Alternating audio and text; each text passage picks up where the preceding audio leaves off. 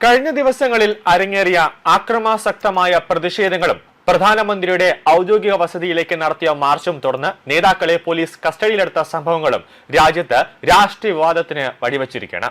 BLM Kerala, Tamil Nadu, Pondicherry. ഒരു കാരണവശാലും പ്രധാനമന്ത്രിയുടെ ഔദ്യോഗിക വസതിയിൽ ഒരു തരത്തിലുമുള്ള മാർച്ച് പാടില്ല എന്നുള്ളത് ഏറ്റവും പ്രധാനപ്പെട്ട കാര്യമാണ്.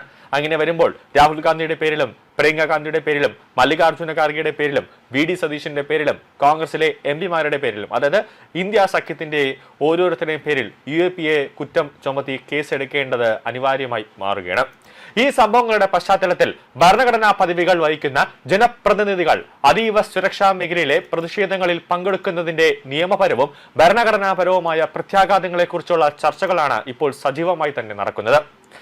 മുഖ്യമന്ത്രി VD സതീശൻ പ്രധാനമന്ത്രിയുടെ ഔദ്യോഗിക വസതിക്ക് സമീപം ധർണ നടത്തിയ നടപടി സത്യപ്രതിജ്ഞയുടെ ലംഘനമാണെന്നാണ് നിയമവിദഗ്ധരും ഭരണഘടനാ നിരീക്ഷകരും ഇപ്പോൾ അഭിപ്രായപ്പെടുന്നത്. മുഖ്യമന്ത്രി ഭരണഘടനയുടെ ആർട്ടിക്കിൾ 164(3) പ്രകാരവും MP അല്ലെങ്കിൽ ഒരു പ്രതിപക്ഷ നേതാവ് ആർട്ടിക്കിൾ 99 പ്രകാരവും ഭരണഘടനയെ സംരക്ഷിക്കുമെന്നും നിയമം പാലിക്കുമെന്നും സത്യപ്രതിജ്ഞ ചെയ്തുകൊണ്ടാണ് അവർ അധികാരത്തിലേക്ക് എത്തുന്നത്. നിരോധനാജ്ഞ നിലവിലുള്ള അതീവ സുരക്ഷാ മേഖലയിലേക്ക് മനഃപൂർവ്വം പ്രവേശിച്ച് നിയമം ലംഘിക്കുന്നത് സത്യപ്രതിജ്ഞയുടെ ആത്മാവിന് വിരുദ്ധമാണെന്ന വാദവുമുണ്ട്. സത്യപ്രതിജ്ഞയുടെ ഭാഗമായി ഭരണഘടനയെ സംരക്ഷിക്കുമെന്നാണ് ജനപ്രതിനിധികൾ പ്രതിജ്ഞ ചെയ്യുന്നത്. പ്രധാനമന്ത്രി എന്ന ഭരണഘടനാ പദവിയുടെ പ്രവർത്തനത്തെ തടസ്സപ്പെടുത്തുകയോ ഔദ്യോഗിക വസതി ഉപരോധിക്കുകയോ ചെയ്യുന്നത് ഭരണഘടനാ സംവിധാനത്തെ തന്നെ ബാധിക്കുന്ന ഒരു നടപടിയായിട്ടാണ് വ്യാഖ്യാനിക്കപ്പെടുന്നത്. കൂടാതെ പ്രധാനമന്ത്രിക്ക് സുരക്ഷ ഒരുക്കുന്ന SVG അഥവാ സ്പെഷ്യൽ പ്രൊട്ടക്ഷൻ ഗ്രൂപ്പിന്റെ ആക്ട് 1988 പ്രകാരം പ്രധാനമന്ത്രിയുടെ ഔദ്യോഗിക വസതി അതീവ സുരക്ഷാ മേഖലയാണ്. ഈ സുരക്ഷാ പ്രോട്ടോകോൾ അറിഞ്ഞുകൊണ്ട് ലംഘിക്കുന്നത് ദേശീയ സുരക്ഷയുമായി ബന്ധപ്പെട്ട വിഷയമായി പരിശോധിക്കപ്പെടാമെന്നതാണ് ഏറ്റവും പ്രധാനപ്പെട്ട ഒരു വാദം. മുഖ്യമന്ത്രി ഒരു സംസ്ഥാനത്തിന്റെ ഭരണത്തലവനാണ്.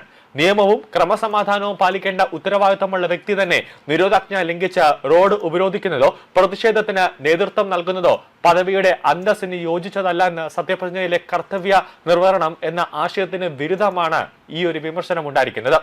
ഭരണഘടനയുടെ ആർട്ടിക്കിൾ 361 പ്രകാരം രാഷ്ട്രപതിക്കും ഗവർണർക്കും മാത്രമാണ് ചില പ്രത്യേക ഭരണഘടനാപരമായ പരിരക്ഷകൾ ലഭിക്കുന്നത്. മുഖ്യമന്ത്രിക്കോ പ്രതിപക്ഷ നേതാവിനോ അത്തരമൊരു പരിരക്ഷ ഭരണഘടനയിൽ പ്രതിപാദിച്ചിട്ടില്ല. അതിനാൽ നിയമലംഘനം ഉണ്ടായിട്ടുണ്ടെങ്കിൽ സാധാരണ പൗരന്മാരെ പോലെ തന്നെ ബാധകമായ നിയമപ്രകാരം കൂടാതെ അന്വേഷണവും നേരിടേണ്ടി വരുമെന്നാണ് നിയമവിദഗ്ധരുടെ അഭിപ്രായം. ഡൽഹിയിൽ പ്രതിഷേധങ്ങൾക്ക് അനുവദിച്ചിട്ടുള്ള സ്ഥലങ്ങളെക്കുറിച്ച് സുപ്രീം കോടതി വിവിധ വിധികളിൽ നിരീക്ഷണം നടത്തിയിട്ടുണ്ട്. അതീവ സുരക്ഷാ മേഖലയിൽ പ്രതിഷേധങ്ങൾ കോടതിയുടെ നിർദ്ദേശങ്ങളുടെ ആത്മാവിന് വിരുദ്ധമാണെന്നും കോടതിയുടെ ഉത്തരവിന് ലംഘനമാണ് എന്നൊരു വാദമാണ് ഇപ്പോൾ പ്രധാനമായി തന്നെ ഉയരുന്നത്.